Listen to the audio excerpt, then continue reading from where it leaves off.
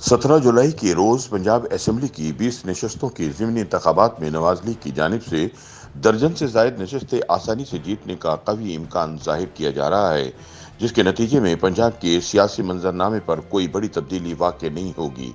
ज़िमनी election इस हवाले से मुनफरिद होंगे कि ये हमजा शहबाज के सूबाई हुकूमत के रहने या न रहने का फैसला करेंगे। इससे पहले माजी के इंतखाबात में ऐसा मरहला कभी नहीं आया। ताहम इलेक्शन मुहिम के खात्मे पर सियासी तज्जियाकारों का कहना है कि हमजा शहबाज अपनी हुकूमत बचाने में आसानी से कामयाब हो जाएंगे, क्योंकि इन्हें पंजाब असेंबली में अपनी अक्सरियत बरकरार रखने के लिए 9 नशस्तें चाहिए, जबकि चौधरी परवेज इलाही को वजारत आला पर कब्जा करने के लिए 13 नशस्तें चाहिए, जो कि मौजूदा सूरत हाल में मुमकिन नजर नहीं आता।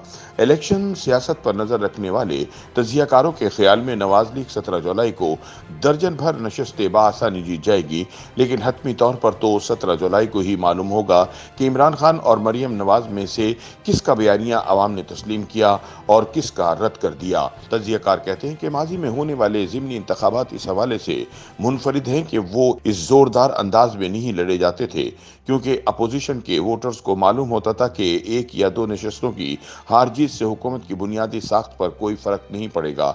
इसीलिए ज़िमनी इंतखाबात में टर्न आउट अमूमन कम ही रहता था। ताहम 17 जुलाई के इंतखाबात इस हवाले से अनोखे हैं कि इनमें जीत और हार का मतलब तख्त या धड़न तख्ता है।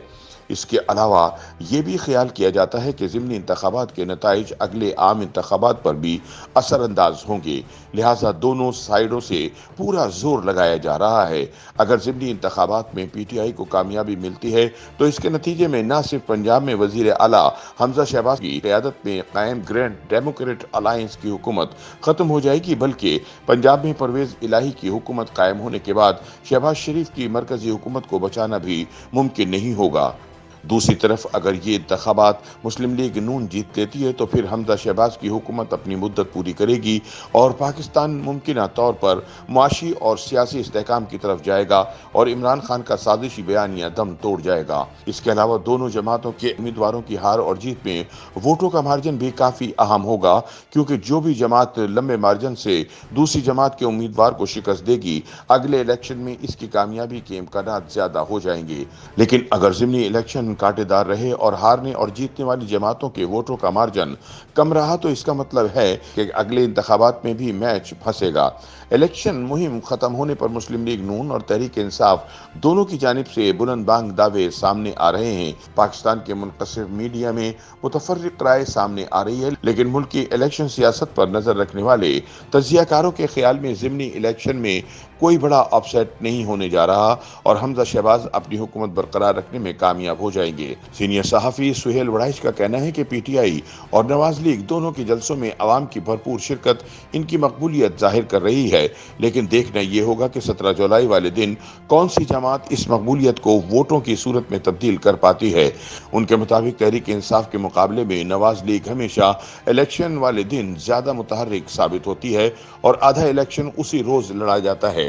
इसके अलावा तहरीक इंसाफ को पिछले इंतखाबात की तरह इस बार अस्करी बेसाखियां भी मैसर नहीं, इसलिए इमरान खान बार बार खुद ये इल्ज़ाम आयद कर रहे हैं कि मिस्टर एक्स और मिस्टर वाई नवाज लीग के साथ हैं और तहरीक इंसाफ को ज़िमनी इलेक्शन हराने का मंसूबा तैयार कर लिया गया है। ऐसे में सुहेल वड़ाइच का कहना है कि नवाज लीग 17 जुलाई को 1 दर्जन से जायद सीटें जीतने में आसानी से कामयाब हो जाएगी।